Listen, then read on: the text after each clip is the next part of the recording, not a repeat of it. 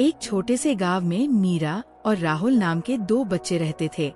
मीरा एक शांत स्वभाव की, दयालु और समझदार लड़की थी, जबकि राहुल एक नटखट और जिज्ञासु लड़का था। दोनों की उम्र लगभग 10-12 साल थी और वे बचपन से ही सबसे अच्छे दोस्त थे। गांव के पास एक घना जंगल था, जहां दोनों अक्सर खेलने जाया करते थे। मीरा को कहानियां पढ़ने और सुनाने का बहुत शौक था। वह हमेशा नई नई किताबें पढ़ती और राहुल को उन कहानियों के बारे में बताती। राहुल को किताबों में ज्यादा दिलचस्पी नहीं थी, लेकिन मीरा की कहानियों को सुनकर वह भी रोमांचित हो जाता। एक दिन दोनों जंगल में घूम रहे थे, तभी राहुल को एक अजीब रास्ता दिखाई दिया। रास्ता पुराने पेड़ों और झाड़ियों से ढका हुआ था, जैसे उसे किसी ने जानबूझकर छिपा दिया हो। राहुल ने उत्साहित होकर कहा, मीरा, चलो देखते हैं कि ये रास्ता कहाँ जाता है। मीरा ने पहले मना किया, राहुल, ये रास्ता खतरनाक हो सकता है, हमें अपने गांव के बड़े लोगों से पूछना चाहिए।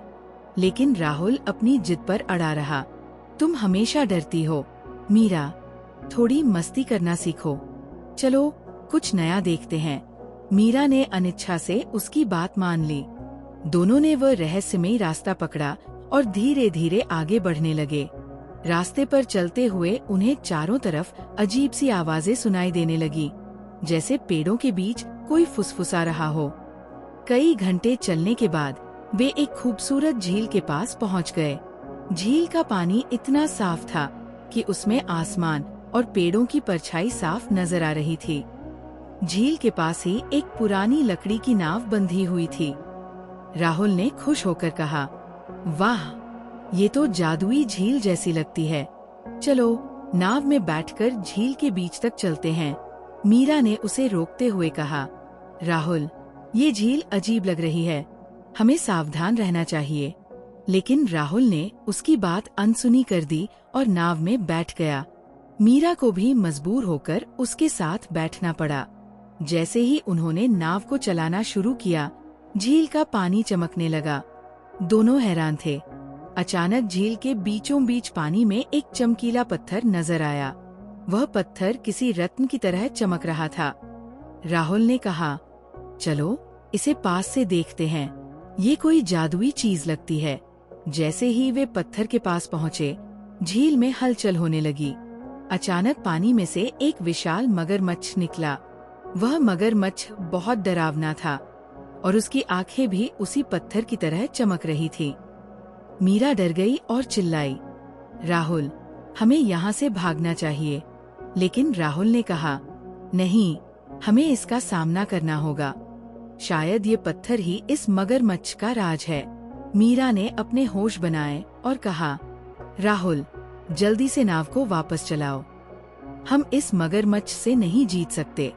राहुल ने मीरा की बात मानी और दोनों ने मिलकर नाव को वापस किनारे की ओर चलाना शुरू किया। मगरमच्छ उनके पीछे पीछे आ रहा था, लेकिन जैसे ही वे झील के किनारे पहुँचे, मगरमच्छ वापस पानी में गायब हो गया।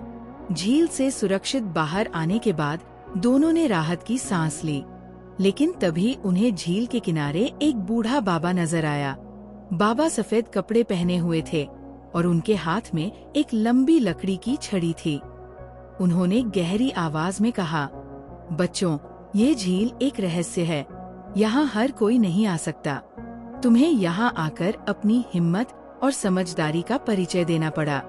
मीरा ने पूछा, बाबा, ये झील और वह चमकीला पत्थर क्या है? बाबा ने बताया, ये झील एक जादुई जगह है। जो भी इस झील के पत्थर को छूने की कोशिश करता है, उसे मगरमच्छ का सामना करना पड़ता है। मगरमच्छ इस झील और उसके रहस्यों का रक्षक है, लेकिन जो व्यक्ति सच्चे दिल और समझदारी के साथ यहाँ आता है, उसे ये झील अपना वरदान देती है। बाबा ने मीरा और राहुल की हिम्मत की तारीफ की और कहा, तुम दोनों ने मिलकर मुश्किल हालात का सामना किया। ये दिखाता है कि दोस्ती और समझदारी से किसी भी समस्या को हल किया जा सकता है। बाबा ने उन्हें वापस गांव का रास्ता दिखाया और कहा कि वे इस झील का रहस्य किसी और को न बताएं। मीरा और राहुल ने बाबा से वादा किया और खुशी खुशी वापस अपने गांव लौट आए।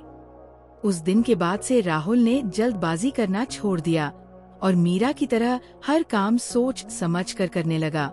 दोनों ने सीखा कि साहस और समझदारी साथ हो तो बड़ी से बड़ी मुश्किल को पार किया जा सकता है।